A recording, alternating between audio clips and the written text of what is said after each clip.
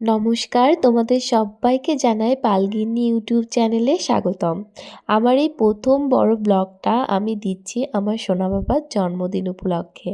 আর এই যে ভিডিওটা করছি এটা ছিল তার আগের দিন ঠিক বিকালবেলাটা। ওর জন্মদিন উপলক্ষে বাবু এনেছিল কিছু চিংড়ি মাছ, আর সেই চিংড়ি মাছটাই আমি ভালোভাবে কেটে ধুয়ে আগের দিনই একটু রেডি করে রাখছিলাম। আর রাত 12টার সময় আমাদের হবে কেক কাটিং, আর সেই কেকটা বানিয়েছিল মানা। আমি ওকে ফোন করেছিলাম যে একটা কেক নিয়ে আসার জন্য, যেহেতু সেদিন আমার প্রচুর কাজের চাপ ছিল, আমি আর কেক বানিয়ে উঠতে পারবো না ভেবে। তা ও বলল যে বৌদি আমি নিজেই নীলের জন্য এসে কেক বানিয়ে দেব। তো সেই কেকটা পুরো বানানো সম্পন্ন হয়েছিল একদম 12টা বাজার 5 মিনিট মতো আগে। আর সেই গরম গরম ধোয়া ওঠা কেকটাই আমরা সবাই মিলে আনন্দ করে কেটেছিলাম।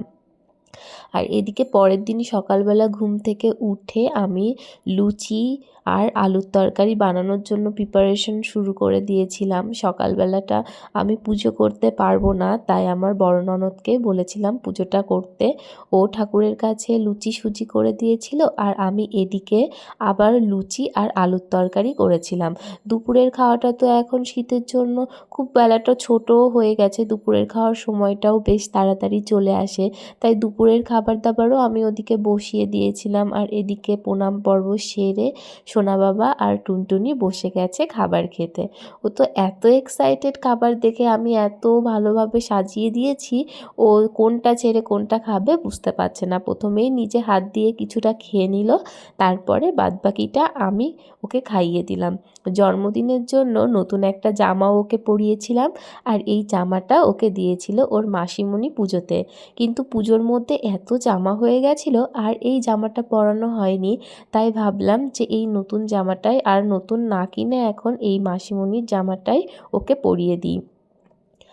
যাই হোক, এবার আমি চলে এসেছি ওকে ঘুম পাড়িয়ে রাতে রান্নাবান্না করতে। রান্নাবান্না শেষ করে আবার রাতের জন্য সমস্ত আত্মীয় স্বজন আসবে, তো তাদের সাথে যাতে ভালোভাবে টাইমটা স্পেন্ড করতে পারি সেই জন্যই আমি সমস্ত কাজকর্ম আগের থেকে সেরে নিচ্ছিলাম। আজকে আমাদের রাতের মেনুতে ছিল সাদা পোলাও, চিকেন কষা, আর ছিল চিংড়ি মাছের মালাইকারি। চিংড়ি মাছের মালাইকারিটা আমি আগেই করে নিয়েছিলাম, আর পরের দিকে আমি চিকেন আর সাদা পোলাওটা একদম লাস্টে করব, যাতে গরম গরম সবাইকে দিতে পারি। আর এদিকে তো বেলুন ফোলানো চলছিল, আর আমি করে নিলাম মাঝখানে সন্ধ্যার দিকেই পায়েসটা আমি করে নিলাম, যে সবাই চলে আসবে নয়তো তাদেরকে দিতে পারবো না।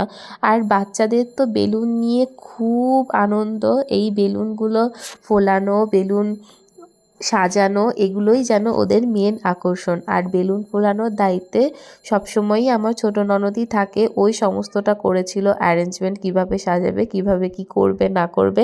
এদিকে আমার অত বেশি টেনশন নেই, যেহেতু ওই সমস্ত দায়িত্বটা সারে।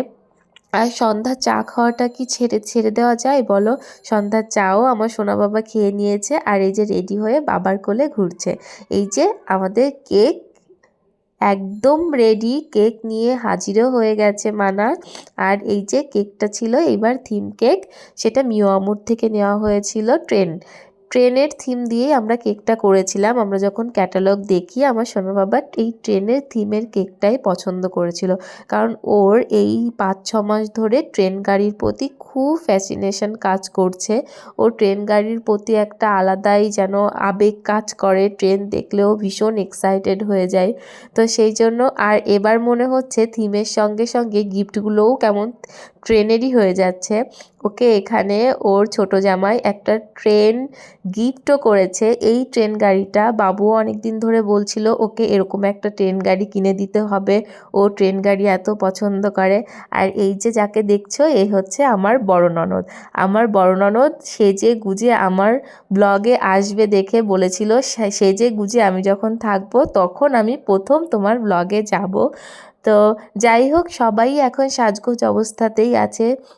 আমাদের সমস্ত আত্মীয়-স্বজনও চলে এসছে জন্মদিন উপলক্ষে। এদিকে কেক কাটিং, কেক খাওয়াও আমাদের হয়ে গেছে। আর বাচ্চাগুলো তো বসেই পড়েছে এই ট্রেন গাড়ি দেখে। ওদের আনন্দটা এই ট্রেন গাড়িতেই। যাই হোক, সবার খাওয়া-দাওয়ার সঙ্গে সঙ্গে ওদের খাওয়া-দাওয়াটাও কিন্তু ইম্পর্টেন্ট। তাই এখানে আমার বড় ননদ ওদেরকে খাওয়াতে বসেছিল। আর আমি সবাইকে এদিকে খেতে দিচ্ছিলাম। যেহেতু আমাদের মেনুতে ছিল, আমি আগেই বলেছি, সাদা পোলাও, চিকেন আর চিংড়ি মাছ। তো সবাইকে সেগুলো দিয়েই আমি খেতেও দিয়ে দিয়েছি। রাত তখন বাজে প্রায় 10টা, 10:30। সবার খিদেও পেয়ে গেছিলো বেশ। যাই হোক, আনন্দে সমস্ত কিছু একদম ভালোভাবে শেষ হলো একটা অনুষ্ঠান। সারাদিন আজকে ভীষণ ব্যস্ততায় গেছে সবারই। আর এই সুন্দরভাবে অনুষ্ঠানটা শেষ হয়, আমার কিন্তু অনেকটা হালকা লাগছে। ওর জন্মদিনটা ছিল 28শে ডিসেম্বর। আমার ব্লগটা দিয়েছি আমি বেশ অনেক দিন পরেই। তো যাই হোক, এখন আমরাও সবাই আস্তে আস্তে খেতে বসবো। আজকের মতো টাটা, সবাই ভালো থেকো, সুস্থ থেকো।